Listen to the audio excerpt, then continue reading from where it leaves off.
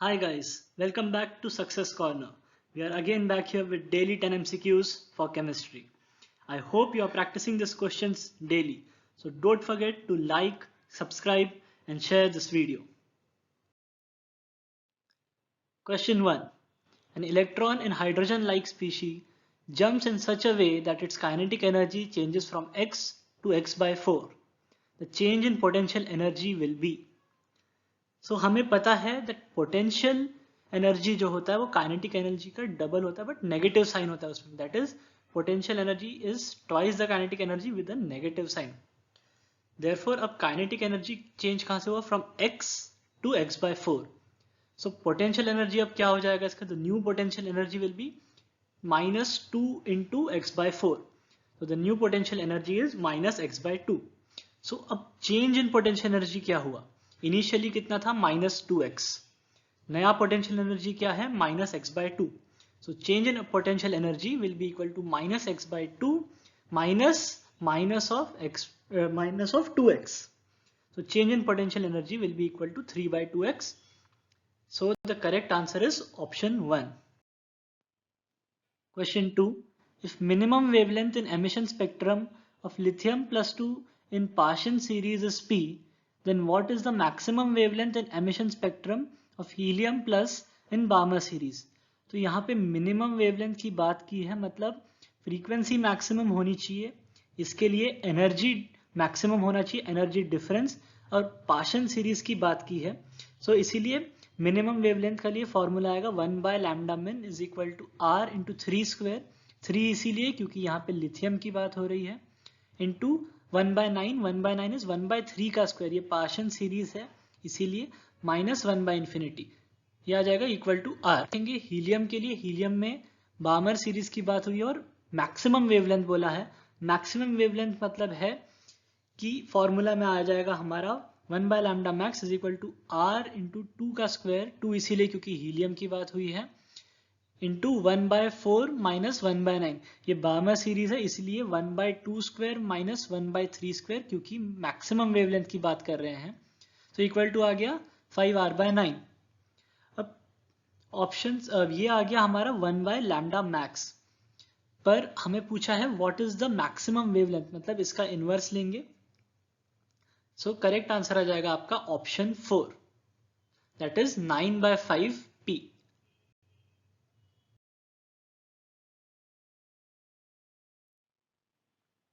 Question 3 which of the following set of quantum numbers is correct बहुत simple question है मैं आपको direct correct answer बता रहा हूं correct answer is option 3 n equal to 3 l equal to 2 m equal to -2 क्योंकि l आपका n से कम होगा एंड m जो है m will be plus minus l सो यही एक ऑप्शन आपका करेक्ट है that is option. Question 4. If the potential energy of an electron is minus 6.8 electron volt in hydrogen atom, then what is the kinetic energy, total energy, and the orbit where the electron exists are respectively? So हमें पता है potential energy और kinetic energy में हमें relation पहले से पता है potential energy is equal to minus twice of kinetic energy and kinetic energy and total energy में क्या रिलेशन होता है kinetic energy is minus of total energy या फिर total energy is equal to minus of kinetic energy एक ही बात है सो अभी फिर से ऑप्शंस पे जाते हैं सो क्वेश्चन में गिवन था पोटेंशियल एनर्जी इज -6.8 तो इसका मतलब है काइनेटिक एनर्जी हमारा आ जाएगा 3.4 electron volt and total energy इसका minus that is -3.4 and n के लिए हमें क्या करना है n के लिए हमें फॉर्मूला पता है Et is equal to -13.6 into Z square by n square so यहाँ पे n इक्वल टू 2 आ जाएगा हम इस फॉर्मूले से कैलकुलेट कर सकते हैं हाइड्रोजन एटम है z इक्वल टू 1 आएगा जब हम सॉल्व करेंगे n इक्वल टू हमें 2 मिलेगा सो correct answer is option 2. Question 5. What is the ratio of velocity of electron present in second excited state of hydrogen atom and first excited state of lithium plus 2 ion? So हमें velocity का relation पता है v is directly proportional to z by n. Hydrogen के case में z is equal to 1 आ जाएगा and excited state हमें कौन सा दिया second excited state similarly lithium के केस में भी हमें Z पता है 3 एंड एक्साइटेड स्टेट हमें दिया है फर्स्ट, सो हम बस वैल्यू सब्स्टिट्यूट करके रेशियो ले लेंगे। सो आ जाएगा 1/3 डिवाइडेड बाय 3/2। यहाँ हाइड्रोजन के केस में 1/3 क्यों, सेकंड एक्साइटेड स्टेट है, इसका मतलब है थर्ड ऑर्बिट, देयरफॉर वो 1/3 है। लिथियम में फर्स्ट एक्साइटेड स्टेट है, इसका मतलब है orbit is 2, therefore correct answer आ गया आपका 2/9। So correct answer is option 2। Question 6. Be plus 3 ion and a proton are accelerated by the same potential. Their de Broglie wavelengths have the ratio. So de Broglie wavelength का हमें formula पता है, lambda is equal to h upon root 2mqv.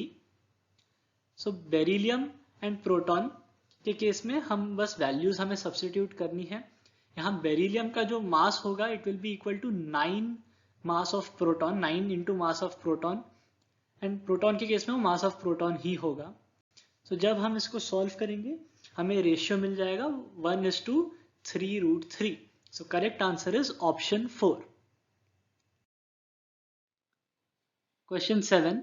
The orientation of N atomic orbital is governed bye, बहुत simple question है ये, orientation कौन govern करता है, magnetic quantum number.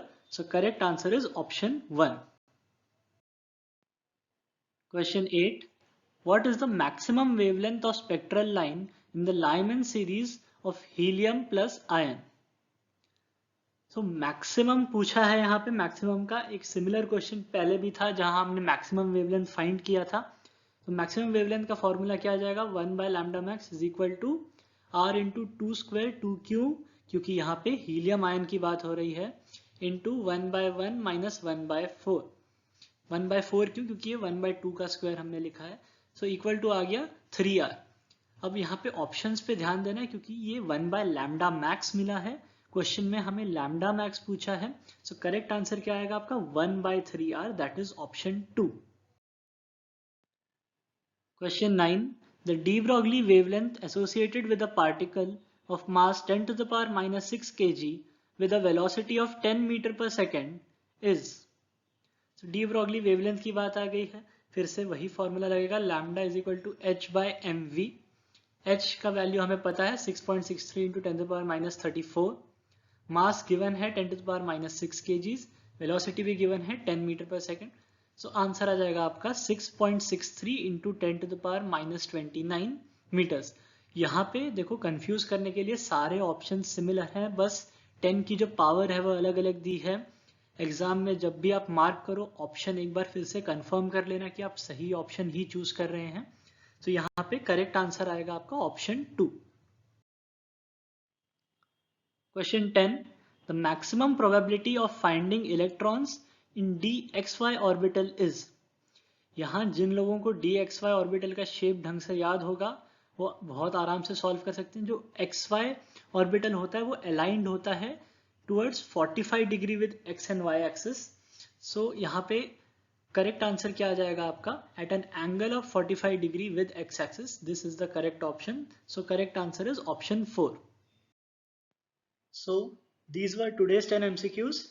I hope कि जैसे आप प्रैक्टिस कर रहे हैं आपको फील हो रहा होगा कि आपका कॉन्फिडेंस लेवल भी बढ़ रहा है और आपको अब ये क्वेश्चंस उतने डिफिकल्ट भी नहीं लग रहे हैं क्योंकि आपकी नॉलेज बढ़ रही है ये रोज सॉल्व करके। so please like, subscribe and share this video so that everyone can benefit from this. Thank you.